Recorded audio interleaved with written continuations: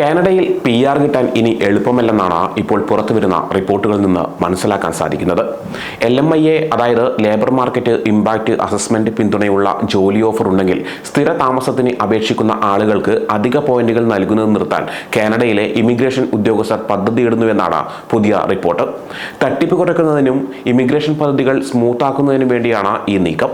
വിദേശ തൊഴിലാളികളെ നിയമിക്കുന്നതിന് കനേഡിയൻ തൊഴിലുടമകൾക്ക് ആവശ്യമായ ഒരു രേഖയാണ് LMIA.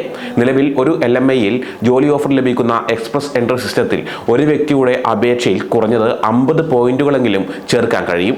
ഇത് സ്ഥിര താമസക്കാരനാകാനുള്ള സാധ്യത വർദ്ധിപ്പിക്കുന്നതാണ്.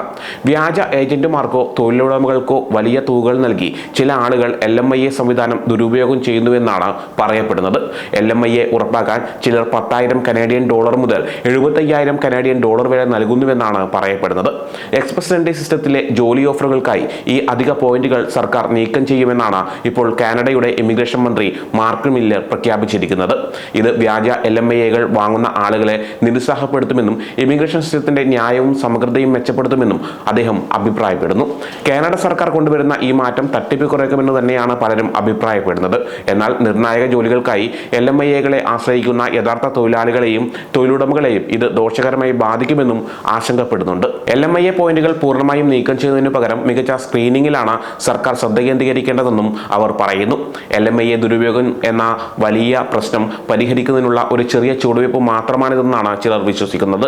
ഇതുകൊണ്ട് മാത്രം ഈ പ്രശ്നത്തിൽ പരിഹാരം കാണാൻ സാധിക്കുമെന്ന് പലരും വിശ്വസിക്കുന്നില്ല. ഔട്ട്ലെറ്റ് ഫിനാൻഷ്യൽ പോസ്റ്റിന്റെ കണക്കനുസരിച്ച് 2023 63,300 LMIAകളാണ് സർക്കാർ അംഗീകരിച്ചത്. 2024 ആദ്യ പാദത്തിൽ ഏകദേശം 71,300 LMIAകൾ സർക്കാർ അംഗീകരിച്ചിരുന്നു. നേരത്തെ കുടിയേറ്റ നയങ്ങൾ കാനഡ കർശനമാക്കിയിരിക്കുകയാണ്. ഇതിന്റെ ഭാഗമായാണ് ഇത്തരത്തിലുള്ള നടപടികളെന്നാണ് റിപ്പോർട്ട്.